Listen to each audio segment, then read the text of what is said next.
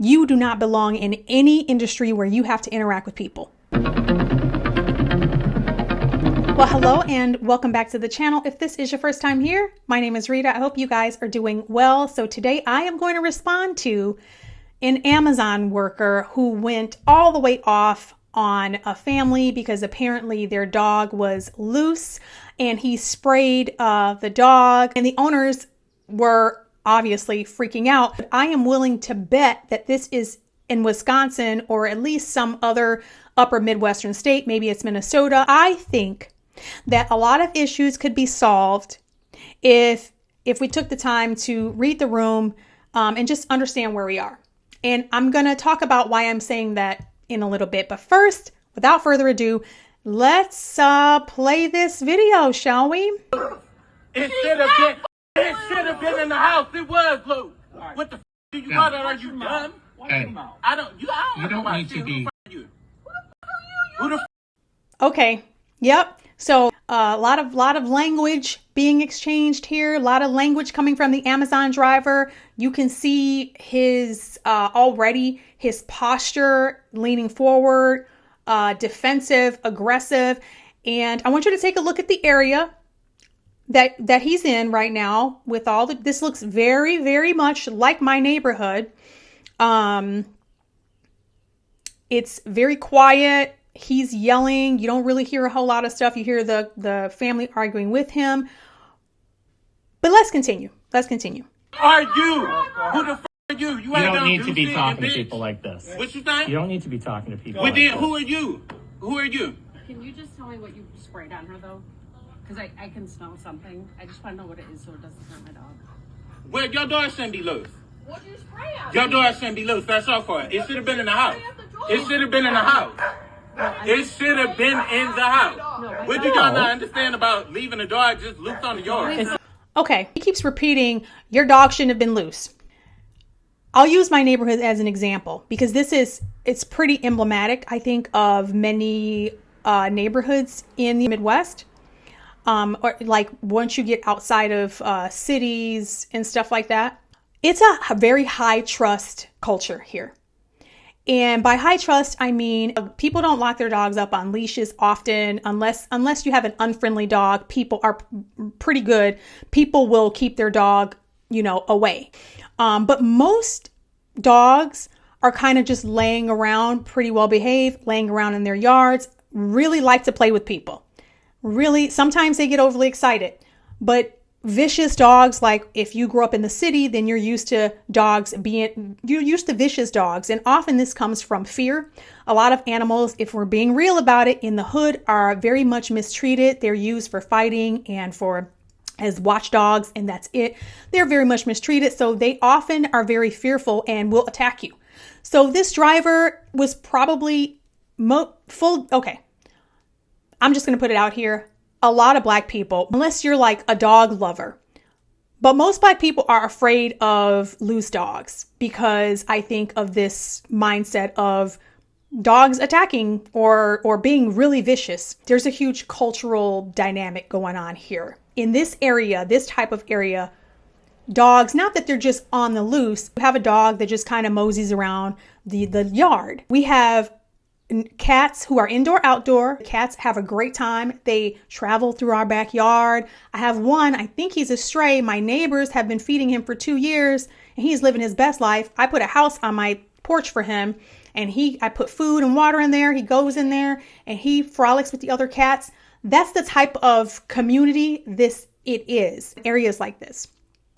If this guy is not from there, or if he doesn't live there and he doesn't understand the culture, then that's why there's a conflict here. I can talk however the f*** I want to talk, and you ain't gonna do shit about it. No. Oh, why? But why? I can talk however I want to talk. Who's gonna make me stop it? Ain't nobody gonna make me stop it. That's the point. Come on, let's go. It doesn't matter. I can talk however I want to talk. You shouldn't be spraying shit on dogs. You shouldn't be spraying shit on dogs. Yeah, y'all should go. Come on, let's go. She is trying to de-escalate. They don't even know how to respond to all this here. You can see they don't even know how to respond. Him standing out there screaming, yelling, probably somebody has called the police on him. And you can see he's This lady is not fully understanding the threat. And the reason I call it a threat is because he said, what are you going to do about it? That is a veiled threat, meaning at any time, if you get too close to me or if you say the wrong thing or whatever, I'm going to put hands on you. That's typically what that means. What are you going to do? Or do something and see what happens. These are veiled threats. And this lady, as you can tell, she has no idea. She knows he's upset and she's getting closer to him, which I would be standing back because I know better. She doesn't, because this is not part of the culture here. This is not how things go. But she's trying to de-escalate though. You heard her. She said, I'm not going to do anything. She's trying to de-escalate, which is the proper response in situations where people are out of hand, out of control. Now, I understand that this guy probably felt threatened. He thinks the dog should be locked up. This is a very common belief amongst the Black people. Not all, obviously. I always have to add that caveat because people don't understand when you generalize. You don't mean every single individual, but it's a general thought that animals should not be treated like humans. So some people might feel like animals aren't allowed to come in the house or they're not allowed on the couch or they're not. So there are all these rules about animals and they're not treated in the same way. But the way this guy is behaving is pretty off the charts to me. This reaction is very indicative of the culture divide that we have in this country, but it's not necessarily by race. It's by people whose whole sphere revolves around hood activity and people who don't. I don't give a shut up. Oh my God. You shut up. Hey, shut no, up. no, stop. You Shut can the up. go. You can What go you now. gonna do? Oh What the my fuck you gonna do? Goodbye. Shut the up. Come on, let's go. Shut up. Goodbye. Oh, Your dog is loose. Come on. It should have been in the house. If it's I outside, it is cannot. loose. Of course he's going to get fired. This behavior. Here's a good resolution to this. Always ask, is it a friendly dog? And usually the owners, if it's a dog hopping around like that, again, in this kind of culture, people don't typically allow their dogs to hop around if they're not friendly. People are really good about respecting other people and not allowing their unfriendly dogs to play with other dogs or just off the leash. They're not so haphazard, generally speaking. You could have asked instead of spraying the dog and then getting to a whole confrontation. Like, this is terrible, terrible, terrible. You could see the confusion on her face because she doesn't even know how to handle this. Because this kind of behavior is not commonplace in neighborhoods, like in areas like this. It's just not. She should get on X more. Then she would probably know to be careful. So, and he kept going. I am honestly taken aback by how brazen and he is about this interaction with customers. And call me old-fashioned. I mean, I worked in customer service. I worked in the hospitality industry. Like, never in a million years, no matter what kind of crazy the customer said to me, I always kept my composure.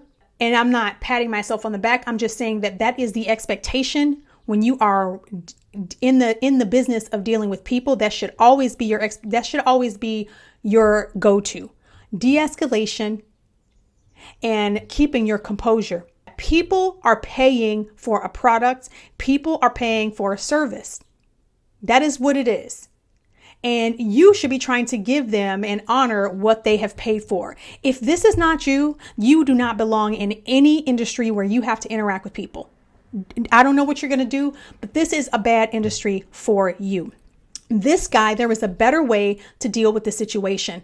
He walked into a neighborhood, into a culture where dogs being in their yard, not on the leash, is very commonplace. Here's another thing that is culturally not frowned upon, but sort of a faux pas here in the upper Midwest. We don't typically have fences. It's because, like I said earlier, it's a very high trust, very neighborly. We say hello to each other in the morning. It's kind of like Leave It to Beaver, and I'm not trying to be funny and I'm not trying to like boast on I kind of am because I love the Midwest, but it's a different kind of culture, an actual community. I'll give you a quick story. So we once had a neighbor where he gave us this whole story about the people who lived in the house, the man who lived in the house before, and how the man was kind of rude. And he gives us the whole rundown. And then finally, the final straw was that he came home one day and the guy had put up a fence. And he was so offended and he felt like, well, shoot, I'm going to put up a fence too. And because what it looks like is standoffish and like you don't really want to be a part of the community. Just in general. I saw a video of a short the other day who had moved to, I don't know, Thailand or somewhere. Maybe it's not Thailand. Forgive me if it's not Thailand, but a black girl. She moved to some country and I guess was renting this place that had all these floor to ceiling windows.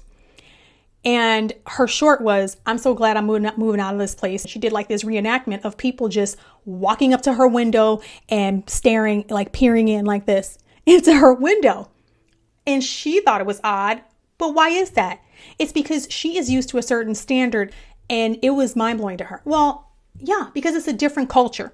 I think that if everybody was a little more sensitive or a little more understanding of different cultures, instead of jumping the gun and thinking that every place operates like where you're from, things would be a lot better. There will be a lot less confusion. Obviously, there are always going to be people who want to stir up drama, people who are just bitter and want to fight anyway. But I think a lot of problems could be solved if people could pause, read the room, and understand that every situation is not life-threatening.